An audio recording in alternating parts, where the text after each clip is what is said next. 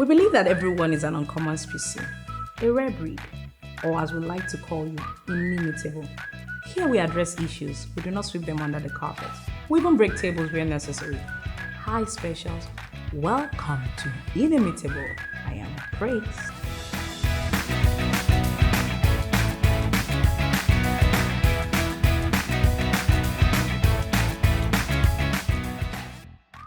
Alright, on this episode, what are we going to be talking about? I'll begin by asking a question. Is there shame attached to beginning any venture? Think about that. Can you answer that? Is there shame or is there a stigma attached to beginning any venture? The foundation of any venture. You know what I'm asking? Some of us find it difficult to start an venture or our dreams or to take the first step because we are ashamed of the not so palatable side of beginning. The maybe inconsistencies, how crude beginning looks like. You understand? We like a house or the skyscraper when it's completed, when it's all shiny, the mansion, everything looking glossy. But when it's all carcass, foundation, sand and stone, do we really like it?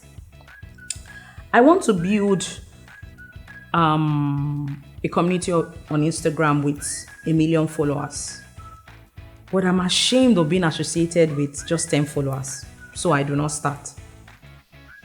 Instead of taking the first step to building that community, I'm ashamed. How do I start? And people just see that I have 10 followers. I have 500 followers. I have 1 million followers. I have when I can have 1 million followers. So what do we do? Instead, we start trying to buy followers. Or you go and buy a page with 150,000 followers. So right now, the world has come to a point where we're looking for ways to escape the process to success. Young people just want to be successful. We just look at people who have made it and we're like, oh, I want to be a Dangote. But we don't look at the process. How did Dangote become Dangote? You just want to be a Dangote. You understand? So I think that's one very important thing we have to ask ourselves. Is there really shame attached to beginning?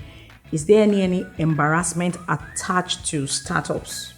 It looks like, and that's why somebody will tell you, I'm an upcoming artist, and the person says it with, I'm an upcoming artist. You say it with this kind of sorrow in your heart because you feel you're not a high flyer.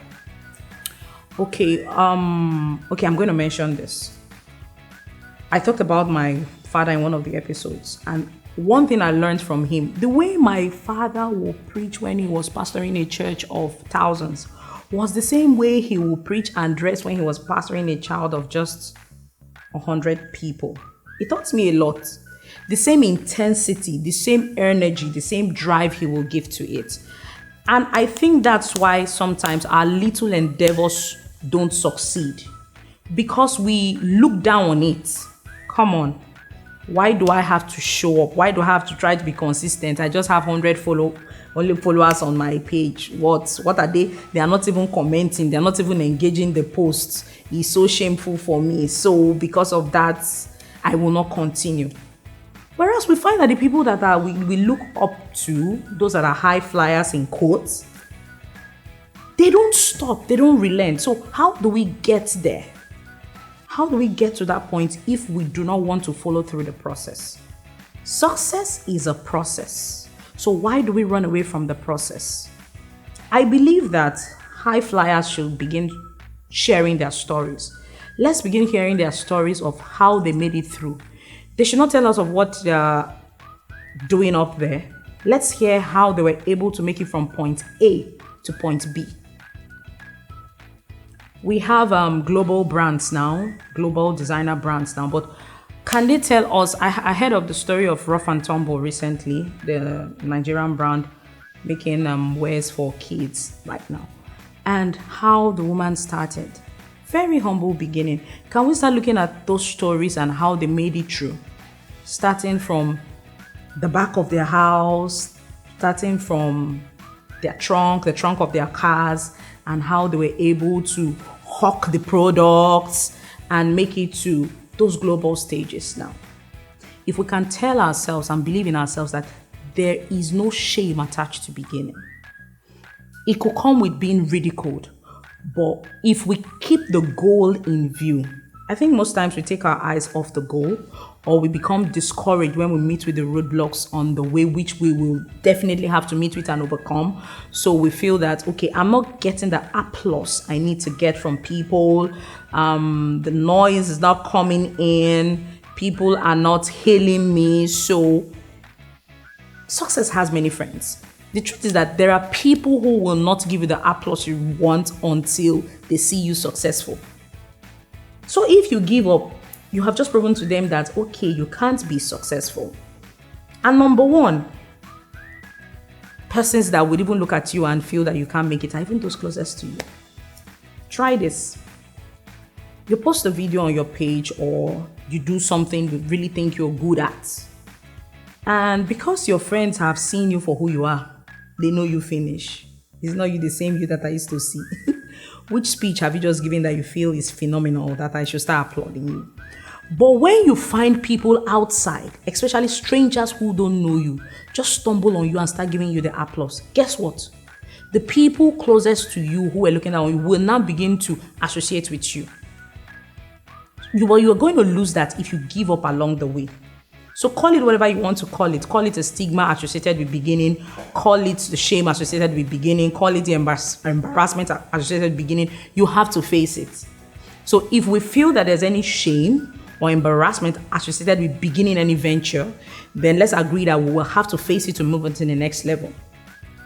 And until we agree that we have to face that shame, in quotes, we will never be able to move to the next level. And we have to agree that most of the high flyers we look up to have had to go through that same process, have had to go through that muddy water of toiling, of sleepless nights, of recording only with their torchlights or whatever, of burning the midnight candle, as we always say, to get to the next level. Most of the time, some of them have to go without essentials, just to make it to the next level.